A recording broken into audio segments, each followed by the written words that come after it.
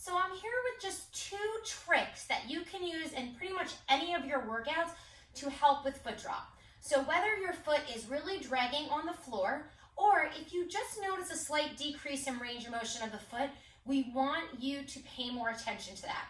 So without sounding like an alarmist, it's a lot easier to preserve range of motion and function than it is to regain it. So don't wait until your foot is completely dragging to start doing foot drop exercises. And if your foot is already dragging, do not give up. These tricks will help you actually get more out of your feet.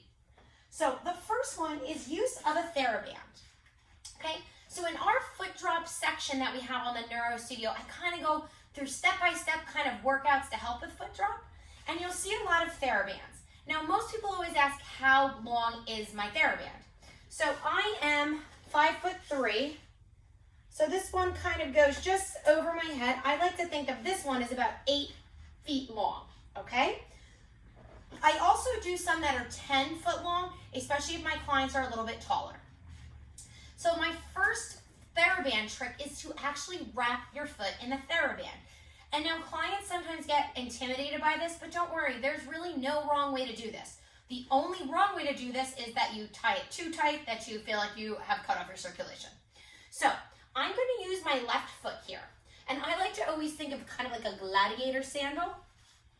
And before I actually wrap, let's talk about the parts of the foot. So we've got our heel bone. So I want everybody to kind of grab their heel and just kind of feel for the bone. Okay? So we've got our heel in the back. We've got the tarsal bones, the muscles of the foot kind of in the middle. And then we have what's called our metatarsals, which are basically longer toes. They come all the way to about here. Okay? And then we've got our phalanges. Okay? Those are what we consider our toes. So just kind of move everything around and see how it feels. So when I'm using a Thera-band, my goal is to kind of use the Thera-band to not make movement harder, but to assist movement at the joints. All right, so I'm going to take my Thera-band, and sometimes I like to do this down on the ground. I'm actually going to do that, so I'm going to come down on the ground. It's just easier for me. And I'm going to take the Thera-band and kind of bring it right to my toes here. So notice my toes are still hanging out. It's kind of right at the ball of my foot. That's going to be my first spot. Then I'm just going to cross it over. So depending on how long it is, if you've got 10 feet long, you can kind of double it, but I'm just going to go kind of a single wrap. And then I'm just going to keep going and bring it, cross it again underneath. Okay, so now I'm a little further back on my foot, and notice the only things not in the Thera-band are my toes and my heel. Okay, once I'm back there, I'm going to cross it in the front, and then from here, I'm going to wrap it around my ankle. Okay, so just from there, so still that heel is kind of out and the toes are out. Okay, now after I cross it over the ankle, I want to secure the heel a little bit more. So as I do that, I'm going to cross it over one more time in the front, and then I like to go down at the bottom just so I get kind of a little bit more, see that kind of right at my heel, and I'm pulling, and that helps bring more awareness to my heel. So by simply just wrapping my foot, I'm going to actually come back up on the chair, and holding it right there, it gives me a little bit of a tension right at the heel. So I could do my plantar flexion, pointing the toe, and dorsiflexion here. Now I'm using the Thera-band to help assist dorsiflexion, okay? And what's cool about this is although it's giving feedback, it's making me use the muscles more efficiently. And that feels really good. Last one. Now hold it in plantar flexion. What if you did a little circle? Think you're moving your front of your foot around the heel. Opposite direction. Awesome. The last thing I'm going to show you here is I'm putting my foot flat, and now I'm pulling up on my Thera-band, a little bit of bicep curl. From here, I'm going to lift the heel. That helps me get a little lift, and then I'm going to press my heel down towards the floor. Up and down. Up and down. And then you could even do my favorite heel spiral, trying to keep all 5 toes down, and just think you're circling that heel. Opposite direction. And relax. Okay, let's do that all again on the other foot because I want you to practice the wrap. Now again, maybe you didn't wrap exactly like I did. Do not worry. The whole real goal of this is to kind of keep the toes free and kind of create kind of an outline of my heel to get more movement at my calcaneus or the heel bone. Okay, so I'm going to come back down on the floor just to make it easier for me. I'm going to take the Thera-band, so just my toes are sticking out. Cross it over. And take your time with this, don't rush. I'm going to bring it under the foot, cross it. So now kind of here. Now on this one, I'm going to cross it in front of the ankle, almost like an X. Bring it back. Now here, don't go back under the heel. Cross it over the front of the ankle again. So then here's the good spot where you bring it pretty much straight down under the heel and it's going to go straight across. Okay, so did you see that? After I bring it in front of the ankle, I'm going to pull it under and then straight across. So that's going to really give my heel that yummy feedback. All right. Okay. So from here, I'm going to pull with my Thera-band just to give me some feedback. Straighten my right leg. And I'm going to point and flex. So we're doing plantar flexion and dorsiflexion. So I'm having the toes move with the foot, but if you want to get kind of creative, you can do just the toes, just the ankle, just the toes, just the ankle. And for me, what I like to do is keep my toes pointing towards you guys and just isolate my ankle. Sometimes it gives me a foot cramp because it kind of gets right into the deep weakness of my foot flexors. So I'm just going to kind of minimize that. Little circles. Now while I'm doing these little circles, I'm pulling back on that Thera-band. Opposite direction.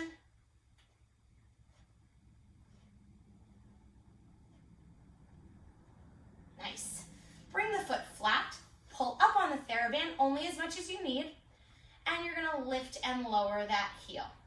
Kind of creating movement. And we're thinking ankle moving forward and back, not just up and down. And also just check in, make sure your toes are staying down. And if you notice it's hard to keep that down, you might want to do another wrap around the toes just to give them feedback. Give me those little spirals of the heel. Opposite direction. And relax. Now, with my clients that have more significant foot drop, what we often do is I'll wrap their entire foot up, okay? So what I'm gonna do is I'm just gonna continue to wrap, and I'm gonna wrap it around my ankle and tie it in just a knot here. So what we can do now is do our entire workout with the foot wrapped. Okay, so it's going to increase the sensory input into the foot so you get more motor input or more muscle activation when you're moving. Now, see how it feels. Maybe a full 45-minute or hour workout is too long with the foot wrap. So maybe just start with 10 minutes, do a few exercises, and see how you feel. What clients report is that when they take the foot wrap off, their foot feels more alive. Okay, there's more blood flow and nerve activation, but it also feels lighter. Okay, so try this trick, and for the next exercise, my second trick for today, keep the foot wrap on your foot drop affected side. So if your foot drop affected side was the left side, what we did first, press pause, switch it back to the other foot, okay?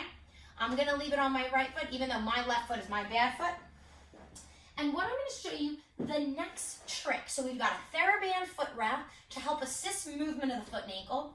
And now we're going to talk about heel lifting, okay? So when we have foot drop, okay, there becomes a limit in the range of motion at the ankle. So what we can do is we can take things to help elevate the heel. I've got two options for you. I've got these slant boards, and these are foam, about $20 on Amazon. And I'm going to turn to the side so you can see, okay? Now, a lot of my clients who had sprained ankles, any foot or ankle injury, like myself who's broken my left foot, whenever I'm doing squats, I always elevate my heel. Now, the goal is that you'll be able to do a full range of motion without the heels lifted. But the good thing about lifting the heels is it gives your ankle more range of motion so you can get better range of motion elsewhere. So if I'm doing my squats and I elevate my heels here, so I'm just gonna slide this way a teeny bit. What I can do is just go all the way down in a safe, pain-free range of motion. And then from here, I can press down in my foot, both feet, to come all the way up. So with the heels elevated, I can get better range of motion at my hips and knees, okay? If I'm down here with my foot flat, let's be honest here, that is my range of motion. Now, what you'll notice is I'm not getting as much range at my hips, and I'm not getting as much range on my knees, which is super important. Okay, so I'm gonna come back up here. One of my favorite tricks to do is I have my hands here. I'm gonna slide down. Now, as I get to the bottom range, I'm gonna squeeze my own hands behind my knees. I'm gonna squeeze them for 3, 2, 1. Then from here, I'm going to slowly try to straighten my legs, only reaching my butt towards the ceiling, and then squeeze my hands again. I'm gonna reach up, I call these butt ups, and back down. So this is working on the strength and full range of motion at the knee, which is necessary for walking. Now, you might be thinking, I can't do that range of motion, Meg, without support. So, do one leg at a time. Hand behind the knee, other hand on the chair. From here, try to straighten both legs. And notice I'm sliding my hand up a little bit, and then sliding it back down, squeezing behind my knee. One more. And back down. Now, in this position, you will notice that my knees are past my toes. Okay, now I apologize. In the fitness industry, there was this whole don't let your knees go past your toes business. Now, before we all get upset, the reason they said that is because it would hurt people's knees, because they didn't have the hip and ankle range of motion. Now, when you have the ankle and hip range of motion, this should not hurt your knees. Anytime you take a step forward, look, my knee is way past my toe. So we want to make sure we train the brain to do that movement in a safe and effective way. If, when you get down to here, your knees hurt, stop there. You might want to elevate your heels more or work on the range of motion necessary, okay? Now, I'm going to show you another cool tool that comes to us from Australia. I pronounce it wrong, the Macarloo, I believe it is. And so these are 3 different levels. 1, 2, and 3. So it's a really great way to slowly increase your range of motion. I love these because they also give my heels nice feedback.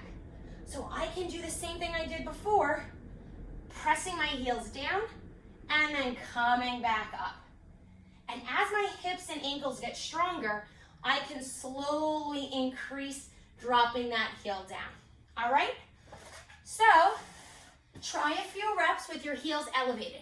Now, if you don't have slant boards or the Macarloos, you can always use 2 books. But I do recommend having them the same size, unless your foot drop is significant that you need more lift on one foot, okay? So again, wrapping the foot with the Thera-band to help increase the joint mobility and range of motion at the foot, and by elevating the heels during your workout to get more range of motion elsewhere. Thanks, guys, and hope those tricks help with your foot drop workouts.